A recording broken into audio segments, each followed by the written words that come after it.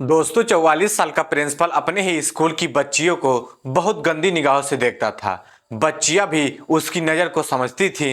Principal को जब भी मौका मिलता था वह खूबसूरत मासूम बच्चियों को अपना शिकार बनाया करता था।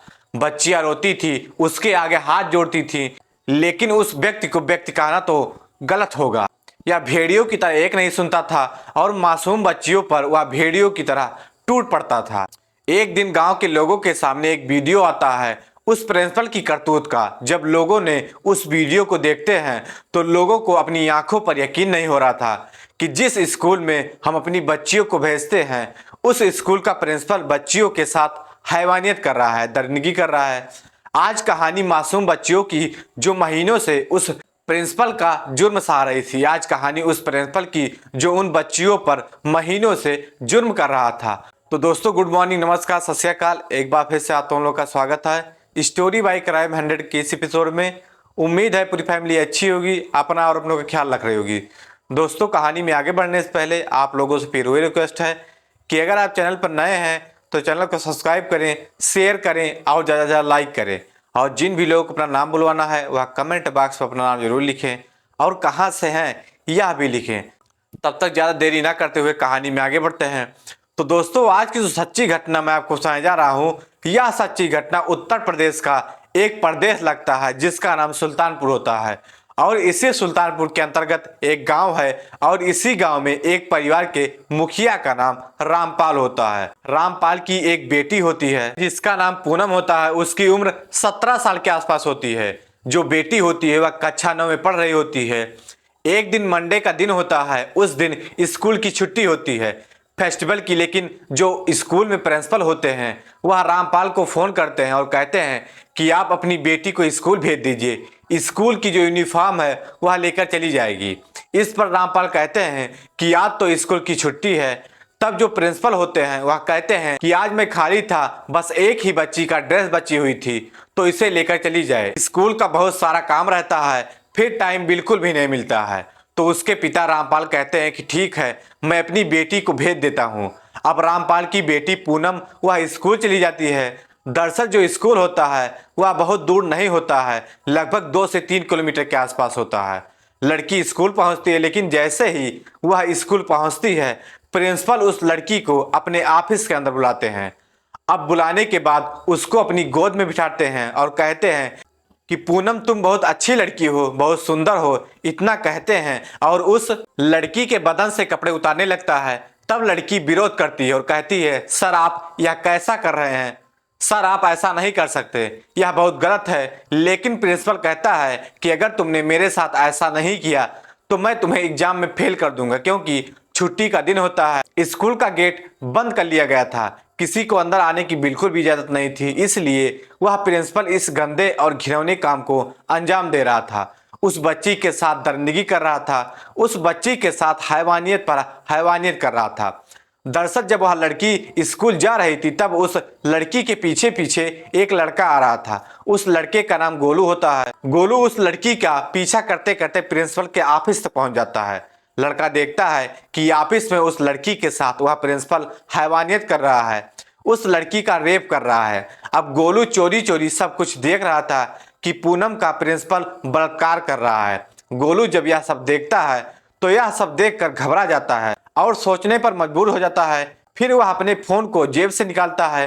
फोन निकालने के बाद अपने फोन में वीडियो रिकॉर्ड करने लगता है। वीडियो रिकॉर्ड करने के बाद फिर वहां से भाग जाता है, अपने घर के पास जाता है और चीखने चिल्लाने लगता है। जब गांव के लोग उसके चीखने और चिल्लाने की आवाज सुनते हैं तो लोग वहां पर इकट्ठा हो जाते हैं। वह लड़का कहता है कि स्कूल का प्रिंसिपल एक लड़की के साथ गंदी गंदी हरकतें कर रहा है, उसके साथ गंदा और घिनौना काम कर रहा है।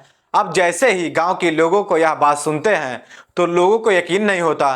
फिर उस लड़के ने अपने फोन में जो वीडियो रिकॉर्ड किया था वह वीडियो जब गांव के लोगों को दिखाता है, जब यह नज़ारा गांव के लोग देखते हैं तब गांव के लोगों का खून खौल जाता है। तभी वह लोग भागते हुए स्कूल पहुंचते हैं और उस ऑफिस की तरफ जाते हैं जहां पर प्रिंसिपल उस लड़की के साथ हैवानियत कर रहा था, बलात्कार कर रहा था, दरिंदगी कर रहा था। दरअसल इस बात का प्रिंसिपल को अंदेशा ही नहीं था कि वह जो कर रहा है किसी ने उसका वीडियो बना ली है और यह बात पूरे गांव में आग की तरह फैल चुकी थी।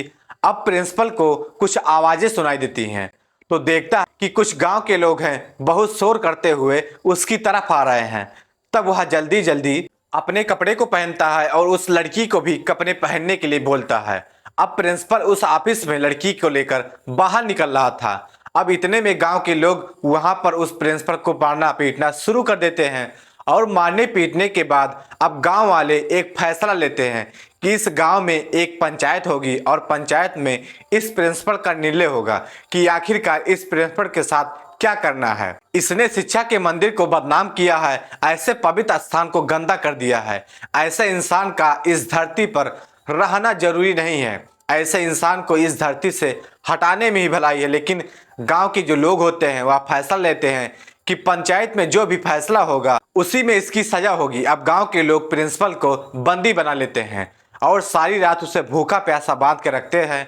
अब अगले दिन सुबह होती है और सुबह होने के बाद 10 बजे पंचायत होती है। तो पंचायत में पहले दिन कोई समाधान नहीं हो पाता है, कोई हल नहीं निकल पाता है। अब दूसरे दिन भी पंचायत बैठती है लेकिन दूसरे दिन भी कोई हल नहीं निकल पाता है। अब ऐसे करते करते 12 से ज्यादा पंचायत हो जाती है लेकिन कोई निर्णय निकल कर सामने नहीं आता है। अब पंचायत होते होते लगभग 1 महीने से ज्यादा का समय गुजर जाता है लेकिन कोई भी फैसला नहीं हो पाता है।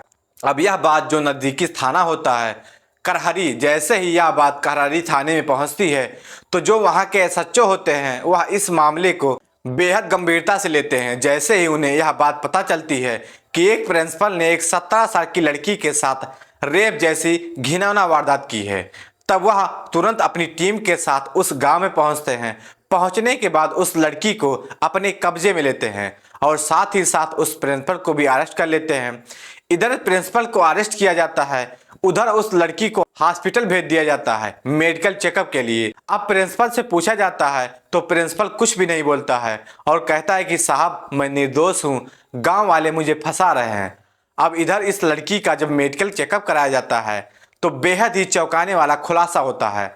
दरअसल जो लड़की होती है उस लड़की के साथ यह पहली बार नहीं हुआ था बल्कि कई महीनों से ऐसे ही होता हुआ आ रहा था। यानी कि जो लड़की होती है 3 महीने की गर्भवती होती है। अब पुलिस को जैसे ही यह बात पता चलती है, लड़की के परिवार वालों को जब यह बातें पता चलती हैं कि उनकी जो बेटी होती है पूनम वह 3 महीनों की प्रेग्नेंट है, तब घर वालों के पैरों तले जमीन खिसक जाती है कि जिस उम्र में लड़की को खेलना कूदना चाहिए वह उस उम्र में प्रेग्नेंट कैसे हो चुकी है। और उसके साथ हैवानियत करने वाला कोई और नहीं बल्कि उसके ही स्कूल का प्रिंसिपल है। अब पुलिस इस मामले की बेहद बारीकी से जांच पड़ताल करती है। उस लड़की से पूछा जाता है कि बेटी यह बताओ कि तुम्हारे साथ ऐसी हैवानियत आखिरकार किसने की, प्रिंसिपल ने ही किया है या फिर किसी और ने किया है। इस पर जो लड़की होती है वह कुछ नहीं बोलती है, चुपचाप रहती है और रोती रहती है। लेकिन जो एसएचओ साहब होते हैं वह लड़की से बहुत प्यार से बहुत दुलार से पूछते हैं क्योंकि लड़की रो रही थी, बहुत ज्यादा घबराई हुई थी। जब उससे बहुत प्यार से दुलार से पूछा जाता है तब लड़की रोते हुए सारी सच्चाई बताती है। दरअसल लड़की बताती है लगभग 6 महीने पहले जो प्रिंसिपल साहब थे उन्होंने अपने ऑफिस में बुलाया था और उस लड़की के साथ हैवानियत की थी। प्रिंसिपल ने कहा था यह बात किसी को भी मत बताना, अगर बताया तो मैं तुम्हारी मम्मी पापा से शिकायत कर दूंगा कि तुम पढ़ाई लिखाई नहीं करती हो, लड़कों के साथ घूमती रहती हो।